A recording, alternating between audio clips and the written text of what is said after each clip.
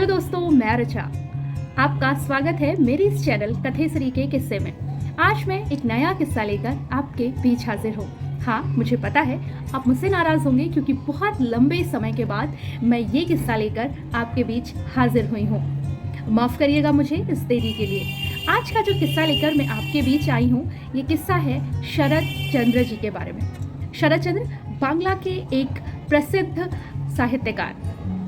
शरद चंद्र जी की जीवनी विष्णु प्रभाकर ने लिखी है और विष्णु प्रभाकर ने उनकी जीवनी लिखने के लिए बहुत सारी समस्याओं का सामना किया, लेकिन वो डटे रहे और एक लंबे समय के बाद वो उस जीवनी को पूरा कर पाने में सक्षम हुए।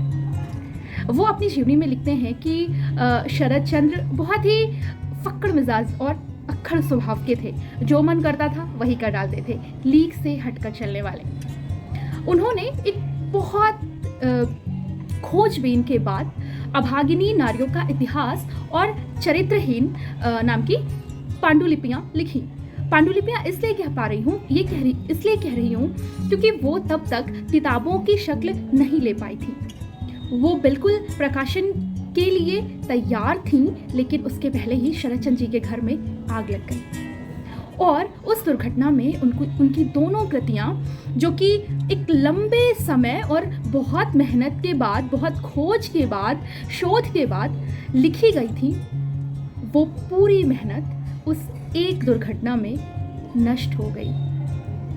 और शरद खड़े होकर अपनी मेहनत पर यूं पानी फिरता देखते रह गए। उन्हें बाद में उसे संजोने की ख्वाहिश जगी और उन्होंने अपनी स्मृतियों के आधार पर उसे फिर से लिखा। बाद में जब वो कृतियां प्रकाशित हुई तो पूरे समाज में उन पर छींटाकशी होने लगी और एक किस्म का बवंडर खड़ा हो गया।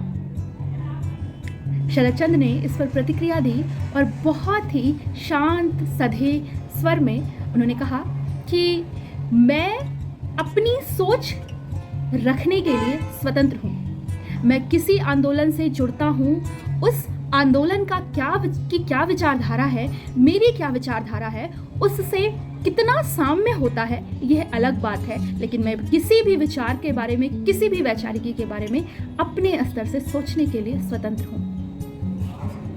ये शरद चंद्र थे, आवारा मसीहा। मुझे लगता है कि इस जीवनी की जो सबसे सुंदर बात है वो है इसका टाइटल। शरद के लिए इससे बेहतरीन, शरद के लिए जीवन पर लिखी जाने वाली किताब के लिए इससे बेहतरीन कोई भी टाइटल हो ही नहीं सकता था। कैसा लगा आज का ये किस्सा ज़रूर बताइएगा कमेंट सेक्शन में। मिलेंगे फिर किसी रोज़, तब तक के लिए नमस्कार।